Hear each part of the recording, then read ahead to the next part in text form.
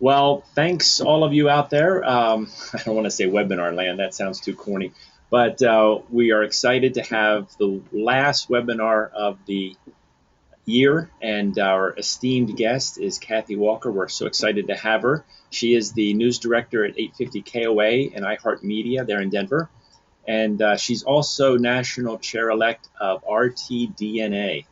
If you don't know what that is, Radio Television Digital News Association. Is that right?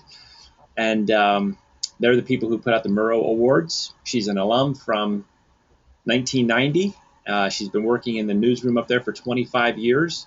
And as she said in her little bio, that followed being an advertising emphasis in the major. So we're not sure where she went wrong, but no, I think she actually went right. Actually, that's one way of looking at it. She's going to talk to us about tips and tricks of getting your stories, your news items on the news, getting them past the gatekeepers, or at least maybe not past, but convincing the gatekeepers that you have something worthwhile to share.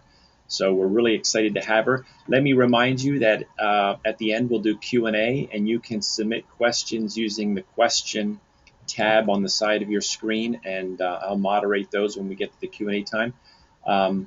Or if Kathy asks something in the middle and wants people to respond to, we can do it in the middle as well.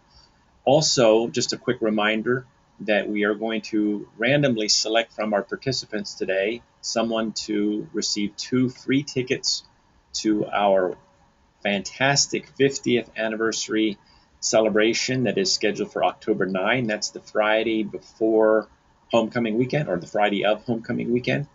And we really want you to mark your calendars and do your best to be here for that. And someone today is going to receive a couple of tickets to that, and that's a $100 value. So we'll announce that at the end as well. Our previous winners, just if they're back with us today, Sean Ender and Tyler Lundquist were the previous winners of those. So congratulations to them. But again, thank you, Kathy, so much for presenting this webinar today. We're looking forward to all that you have to share with us, and I'm going to turn it over to you. I'm going to make you the presenter, I think. If I can, there it is right there. Boom. And that will allow you, when you're ready, to share your PowerPoint. Thanks, Kathy. All right, hey, thanks, Sam, and thanks, everyone. I'm really passionate about this topic because as news staffs have gotten smaller and smaller, we actually rely more and more and more on really good PR professionals to help us find great content. So your role in what we do is really critical, but it's surprising to me, even after all these years of doing what I've been doing, how few PR professionals really know how to get into broadcast media, especially how to pitch stories and how to make things relevant to us. I know that some clients are way more willing to be interviewed than others, but that being said, there's a lot of people who interface with us very well and do a great job for their clients. So I really welcome questions, and I'm going to run through my presentation here fairly quickly, but I think it's really some critical things that PR people need to know in this day and age. So off we go. I call my little presentation how to pitch a story, and gee, isn't it a lot like online dating? Because I really think it is. This is about how to create a relationship with news people in your marketplace so that you do get stories placed. I think the most important thing to remember is that it's all about our iPhone. Everything we do really begins and ends with our phones. So you need to email us, but you need to make sure that your story pitches are done so in a way that I can read everything you're trying to tell me on my iPhone. I think that story pitches that are designed for big, rich graphic layouts get lost, and clearly they often will not be downloaded if they're sent as an attachment. We are going through, as news directors and assignment managers in radio and television, we're going through hundreds and hundreds of emails daily, and your pitch has a very short time, I guess, to grab our attention. So that being said, I guess I would picture the average television assignment desk probably gets 1,000 emails a day. Probably in my newsroom, we're at about 600 emails a day. So the competition for time is just unbelievable. So the more that you can do to send us something that's really easily readable on an iPhone is best. Do think about the elements, though, that can help my story. If it's a photo or a pre-written graph that could immediately go on my website, or if it's sound to a story, all of those things could be sent as a follow-up, and all of those things I sort of need, right away as soon as you send me a pitch. But those kind of things can come later. The first email really should be like that first asking someone to coffee kind of brief, and that you just want to get to know each other. Do not be shy, though, about reminding me. Think of what you're doing when you're sending story pitches. It's like a party invite. You want to be able to send a save the date. You want to send the invite, and then you might want to call me and go, well, are you coming? That's really quite all right. The other thing that I think that you need to think about is spending just even a little bit of time getting to know the media people in your market. Make even just a small effort to find out what kind of stories I'm really looking for and which of my team members might work best with you. A lot of television stations do not want you to pitch stories always directly to a reporter. They want you to go through the assignment desk, but that being said, there's a place in every television and radio station for a reporter to come forward and say, hey, I heard from so-and-so, and they've got a pretty good story idea for me. In my case, and certainly in every television station's case, we're doing research almost continually on our audiences. We will always know what types of stories are great for our audiences. For instance, at KOA, we have done a lot of audience research that shows our audience highly identifies as volunteers. So stories about volunteerism, requesting volunteers, those are pretty good stories for me. We also know that we're working very, very hard to appeal to families with children. So stories that involve children are really high on my radar at this moment. So those are the types of things that I would tell you that if you even just pick up the phone and make an effort to call a media member, we'll tell you that. The other thing is think of when I need content. If you can make the when work for me, that's fabulous. Obviously, in a radio station, we're very geared towards morning and afternoon drive. If you have someone that's willing to do an interview at 6:45 in the morning live on our air on the phone, we'll make a place for you. If you have someone who's willing to do an interview at 6:30 at night, we've got room for that as well. Television stations obviously very driven around their deadlines, but the web is a place where we're stepping up a lot of content, and that's a 9 to 5 kind of high demand. So think about when I need content. And the more that you can do to make it easy for me, the higher the likelihood that you'll actually get on there. Don't pitch me something and then tell me that the key person who can tell me about it isn't available for 2 weeks. If you send me a story pitch, I almost instantly and always expect you to have someone available to talk to me about that story pitch and to be quoted and interviewed that day. I really do a lot of things in very short turnaround times, and I expect you to be able to handle that as well. And you can't be offended that even though you might have broken your story on your own website, that I'm not looking at your website. You have to reach out to me. I'm trying to track too many things in a day, but I really do need you to make the effort to reach out to me. The other thing that I think is an important point to make is that I don't know about your advertising baggage. Just like if I were dating you, I don't want to hear about your past relationship baggage. I don't really want to hear about your advertising baggage. So don't make me uncomfortable by suggesting that you deserve an interview or a news story based on your advertising buys. In my station and in most every station, the advertising department and the news department are physically very separate, and everything about them is very much separated, and that's for a reason. The news department does act independently of the advertising department, and that's really how it should be, to have journalistic integrity. So don't threaten me that you're going to pull your advertising if you don't do an interview. That's just a really bad tactic.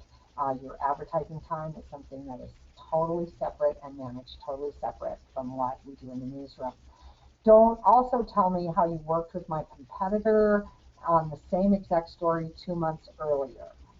That's also the kind of thing that makes me feel very uncomfortable, and also I don't want to be repetitive of my competitors. And I'm happy to provide you with copies of the story that I did on air, but I am not the person to reach for ratings information about my station. Again, that's something that you get from the ad department when you buy ads. When we do a news story, it's your job to go, great, when did that run? And you can do your own independent research on how many people you thought might have seen your story. Gifts are not needed, but we do eat cake. Sending freebies to the newsroom is not a guarantee of airtime. We will happily eat your sheet cake, and we will do that any day of the week, but it really doesn't guarantee airtime. In fact, while sending small gifts might be a good idea to get somebody's attention, over gifting can really backfire. Sending something to the newsroom that's too over the top, offering a reporter like some giant freebie, will often backfire. You often feel bribed to do a story, and that's not what we're in the business of doing. Just a little bit of gifting goes a long way. I've had PR firms send, Slurpees or cookies or a cake to the newsroom, and that's nice, that's fine, but again, you should not do so thinking that it guarantees you airtime.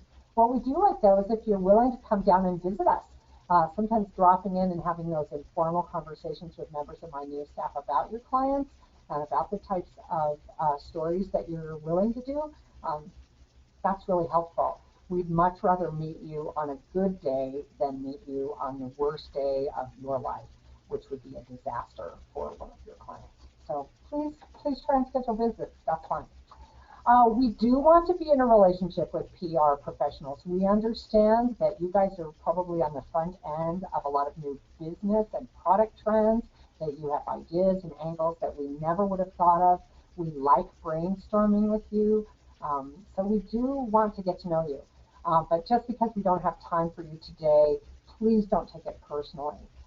We often get consumed by a breaking story, and those days pass. They don't happen every day. So don't take it personally if we don't have time to meet with you on a given day, or we make an appointment to meet with you and we cancel it. There will come a time where we will be clamoring to talk to you. We are technologically minded, and please have some understanding of our technical needs. In radio, no bad audio, please, no bad audio locations, no bad sounding speakerphones. In TV, it's all about lighting and backdrops and great quality audio, great visuals. So at least keep that in mind as you're pitching a story. Please don't invite us to come to your story and then tell us we can't take photographs. Absolutely everybody, from newspapers, radio, TV, bloggers, we all need visual elements for our stories. We will need, in some cases, for you to sign or imply that we have the right to use those video or photographic images on our websites. Please be prepared for those kind of questions and those kind of asks. And if you have really cooler toys than we do for generating audio, video, computer images, let's play with them. Please share them with us. We'd love to have that kind of content. We all kind of assume that everybody in the PR world wants to be a reporter. So we're expecting that you can think of great journalistic angles to your stories. And so please pitch us as if I were writing this story, I would love to write about ABC. We are expecting you to think up some really great angles for our stories. The best stories do often include elements that are just like a good novel: conflict, a love affair, a reunion, something new and trendy and different. If it would make a good novel, it would probably make a great news story. The best angles for most broadcast people dovetail off of something that we perceive that our medium or our marketplace is very interested in. For example, it's hard not to do a story in Denver about outdoorsy things because we just assume that everyone here has some sort of outdoor passion, whether it's hiking or hunting or fishing or camping. We assume that everybody in our marketplace kind of wants to know about that. In radio, for example, we assume that everybody's in their car listening. So things that have to do with automotive or cars or commute times are very interesting to us. So just think about the kind of things that we perceive our medium is really good at. Obviously, with television, it's all about video. If you've got a great piece of video that you're willing to share with a TV station, that could be the only thing you need to sell a story. The best PR professionals really know how to follow up and anticipate what we want. The best PR people this week were reaching out to me with Easter story ideas, spring break ideas. Those are the kind of things that you know that we're going to be doing some element of a story about Easter. If you've got the most interesting one, guess what? You get on air. Finally, it's hard, I think, from a PR point of view to understand what users, media people are. While we want to get to know you and we want to be in a relationship with you, you will never hear from us. We always expect you to make the first call. We're very needy. Once you do call us and offer us something, we want way more than you were first willing to give. But we really do want to work with you, but we will not very often call you first. We do not plan far enough in advance for you or your clients. It's part of our charm. We are working on very tight deadlines most of the time. There are very few stories that we will work out very far in advance on. We like to have stories in progress, but for the most part, we're doing things on very tight deadlines, one-day turnaround. We do always expect you to take the first step in reaching out to us, and we don't often follow up with thank yous. The best news reporters do, but you'll find a lot of reporters that will never follow up and say thank you for helping me with that story. I hope that doesn't discourage you. We really do need your help. We know you date other people, but we'd like to think you're only dating us. Anything that you can do to make a reporter or a news organization feel like we're first, we really like it a lot. We might not come to your news conference, though, if you scoop another media outlet with your story. And almost the reaction is like we're miffed that you made someone else your favorite.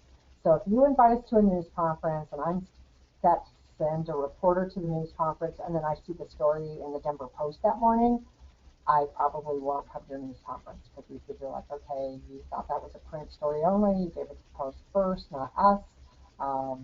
We're moving on and looking for other content. We do want you to play with us and tell us that we're wonderful. A little bit of compliment on how well a story performed for your clients sometimes is very motivating to us. If you tell us, wow, we helped solve a problem in the marketplace for you, we like knowing that. We like hearing the success stories. So that's really the bulk of my pitch. I think it's great to work really closely with media members, and I invite your questions if you have any. Thank you, Kathy. That was great. I'm going to start with a question of mine while I invite other participants to send in their questions. Again, you can see the question section of your panel on the right side of your screen, at least mine loaded on the right side of my screen. So feel free to type something in there and I will run it by Kathy. But thanks again for that great presentation. I'm not a PR or advertising guy by training or by experience. I certainly have been around the field long enough to pick up a few things. But I was so pleased when you talked about the audience research that you guys do to know what kinds of stories are going to be effective and successful with your viewers. And I'm just making this as a statement actually because I teach an audience research class here. So anytime I can remind my students how important it is to know who your viewers, listeners, readers are, and how to find out what makes them tick and what they're attracted to.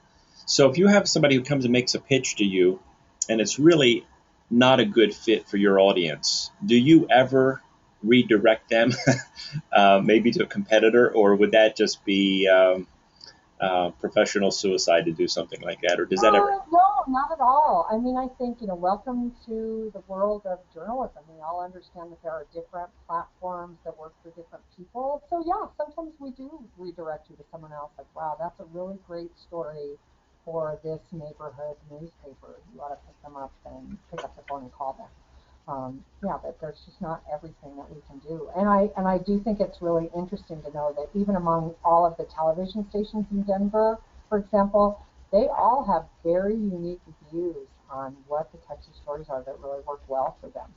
They all have a very different feel for what they put on the air. Some are very community minded in terms of the stories that they select. Others, want your weather video. That's really all they want. So I would just say it's really good to reach out and have even a brief conversation, even if it's once a year, with a news director or someone on the news management team to ask about what kind of stories do you need based on your research. Cool.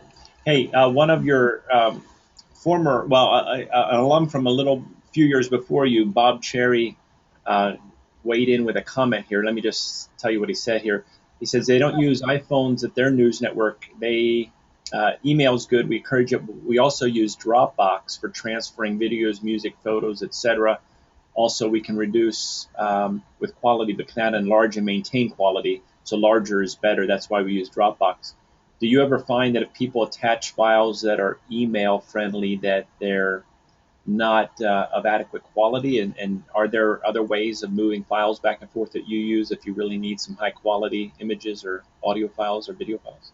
Dropbox is great. Most of us will use that, and I would say that's the beauty of having a conversation with someone. Like don't send me your first initial pitch with lots of attachments and lots of really heavy, rich media and things that take megabytes and megabytes and megabytes because number one, we're often initially screening that pitch on our phones and not on a desktop computer. We might have to forward that to someone, and if it has all that media attached to it, sometimes it makes it problematic to forward it. All of us who work in different companies all have different limits sometimes, even though we're all using cloud-based email for the most part. We all might have different limits just put on us by our corporation about how much stuff we can share or transfer. So yeah, I would say offering to transfer things in some other way besides email, like Dropbox, would be great. Great. Cool. And then Angela Thorpe had a question. She said, will you talk a little bit about the difference between the types of stories you're looking for Colorado Morning News versus Colorado Afternoon News in terms of timing? Sure. Angela is a great partner, a fellow alum of CSU-P, and she's worked with us on a lot of stories. I would say this is kind of an odd generalization, but our morning news show is very mature in terms of its presentation, and they can churn through an amazing amount of content in one 5-hour show. It's amazing how fast they go. Clearly, we know that stories about business, stories about getting to work, about the workday, things that interface with business people, and that kind of rush of being on a deadline and being in their cars. And Angela knows very well that we do a lot of stories about automotive and about driving and conversely insurance. That getting to work in the morning is a big part of the mindset. In the afternoon, it's not that much different, but we have a little bit shorter time frame for doing things in the afternoon.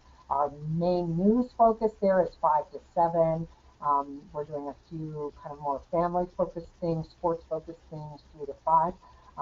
But in the afternoon, I would say we are still very concerned about people in their cars, but maybe a little less of a business focus, a little higher focus on entertainment news you can use, things you'd want to talk about with your family over dinner. So we're trying to give you that dinner conversation topic to some degree, as well as really focus in on the traffic to get you home. So I think that's the question, the answer. Very cool. William Emanuel wants to know if you have any suggestions for a former on-air person to get back into the on-air radio reporting business. That is a really interesting question these days because I think everybody in the world of radio has seen such high amount of layoffs and contraction in the business, I would say don't be discouraged. There are still jobs out there. I think developing a multimedia approach in terms of what you can offer to a radio station is really important. If you are a great, even still photographer along with your radio skills, those are the kind of things that you can exploit. If you have all these techno skills and talents available, as well as good radio talents, I think that's helpful. And I'd be happy to entertain an email from him, individually just about places within our company and others that he can look for jobs. I think that's the hardest part, is that it's just really hard to figure out who has jobs and where they are. Right. And I mean, I think it's another valuable thing about holding these alumni events like this webinar and other things that we try to do to get people together is that networking is so important and so critical. So like you said, if you're willing to entertain emails from some other alums to help them along, that'd be a great service. Thanks, guys. Kathy. Yeah, I'd be happy to help. Here's another question. This is from a more recent grad, Aaron Walking. He wonders if it's a matter of timing when pitching a story to different media members like print versus radio versus television. He says it seems like each medium would reach a different market segment. We wouldn't want to offend you by pitching to multiple outlets, but is it sometimes necessary to reach the people we need to reach? Absolutely. I would say you really have to try and evaluate what you are pitching. And there are some pitches that should go to everybody in the media community simultaneously. I think it's really pretty important to think about in a television universe and to some degree in a radio universe. Most people have editorial meetings around 9:30 in the morning, that they're planning the rest of their day at about 9 in the morning. And then I would say the afternoons are being planned out by about 1 or 2. So sometimes even trying to time things for that audience, that if you have something that's coming up that might make a great story that day, that you get it in everybody's hands prior to 9 a.m. I think that's really helpful. I do think you have to really go, is this something that I could potentially talk to everybody in the media on one day about? Is it that hot of a story and that timed that day? And if it's not, I think you really want to step back and go, who would be the most likely person to do this story, and do I just pitch it to them individually? But yes, I think we totally expect that there will be the types of stories that should go to everyone simultaneously, that you're not playing any favorites with anyone, and that you pitch it to everyone at the exact same time.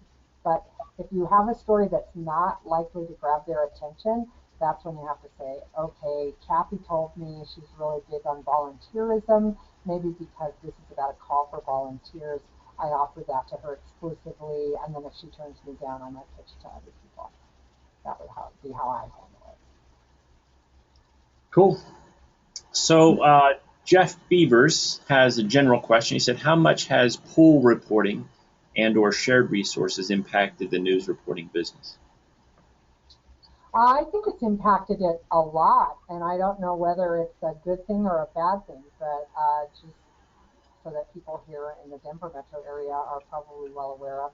The TV folks have a pool. We do not participate into it, but where the kind of the standard news conference of the day, or video of this morning we had a horrible big crash up on 36, that they all switch off days in which they're the pool, and they share video of that sort of thing, or share video of the standard news conference of the day.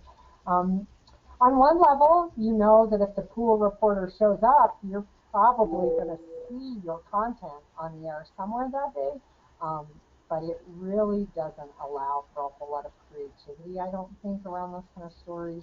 And we're all just doing it to some degree because our staffs are just smaller and smaller, or if they're not smaller, they've been redirected to other things, where we might have had an on-air reporter, and now we have someone who's dedicated to the website. So I do think it makes a difference in terms of how often you actually see a media person outside of a station. All right, I've got another question here. You talked about the separation between news and advertising, ad sales. Are you guys at all experimenting with native advertising, and how is that changing the dynamics of how all of us do business moving forward? I guess I don't even know what you mean by native advertising. I don't even know what you So mean by that. that would be a much cozier relationship between the advertiser and the news organization, so that the content is produced and presented without a clear indication that it is advertising, when in fact that's ultimately what it is. There are other names Huh. for it, but you know, Right. uh, Um, wow. Welcome to we all are blurring those lines, I think, to some right, degree. Uh, Channel 9, KUSA, who we work with here in Denver, has a whole program that is really paid interviews that's done by another radio person who doesn't work for my company. And it airs every morning from 9 a.m. to 10 a.m. And it's basically a set with a couch, and an interviewer. It looks like Oprah. And businesses pay to be interviewed on that show. It is not run by the news department. It is totally separate of the news department. And I've talked to advertisers who've been a part of that show, and they say it's very effective, works very well. In my environment, in the radio environment, we have people who endorse products. Our personalities are paid endorsers to do ads for different companies, and it is also a very effective way in which to present your product or concept, sales, business concept. But it does not influence, it does not intersect with the news content. I think our audience is very smart and knows when this is an ad. Hi, I'm Stefan Tubbs, and I'm here to tell you about my favorite bed. They know that that's not news content. So I think you've seen more of those kind of blurs, but in terms of the pure news content, I don't see as much of it. Not that much of it. Probably that's more probably, so in sports. It's happening yeah. more in sports. Um, so Bob Cherry chimed back in with kind of a comment and then question. He said, where he works at his news network, they expect that everything they receive is sent to scores of other media. One thing that we do is always seek out more information to make our stories, make sure they're unique and offer something exclusive. How do you do that? Yeah, I think that's really critical. I mean, and that's how you end up not sounding like, everybody in the whole marketplace is just repeating the same copy points. I think it's really important. Again, to me, that goes back to the relationship that I have with PR people, where we're able to ask for sometimes the CEO of a company who can have time to do a phone call with us, whereas everybody else got to talk to, a spokesperson. Sometimes we're able to ask for different content that works better in terms of a radio voice or a radio element, the sounds and stuff. I think that's what we try to do. And I would say anybody who's in television is always looking for a really creative way to visually tell a story. So, yeah, I think it really gets down to the medium that we all work in. And I will say this, if you guys have not looked at the Denver Post website, they're doing more and more and more that looks like television than ever before. And that's really thrown off a lot of PR people that I know in the marketplace. They agree to do an interview with the Denver Post, and here shows up a videographer and a lighting guy and all that stuff, and they're like, you thought we were doing a newspaper interview. Well, you are doing a newspaper interview, but it's going to be shot like a TV show when you do it. So yeah, just being aware of all that. How far is that away for radio stations to do the same thing? We've been experimenting this week with like Periscope and Meerkat. I think we're trying to figure out how to be able to do video streaming, affordably, effectively, quickly. And again, it's all on the phone. So yeah, I think we're very close to being able to do that in a lot of environments.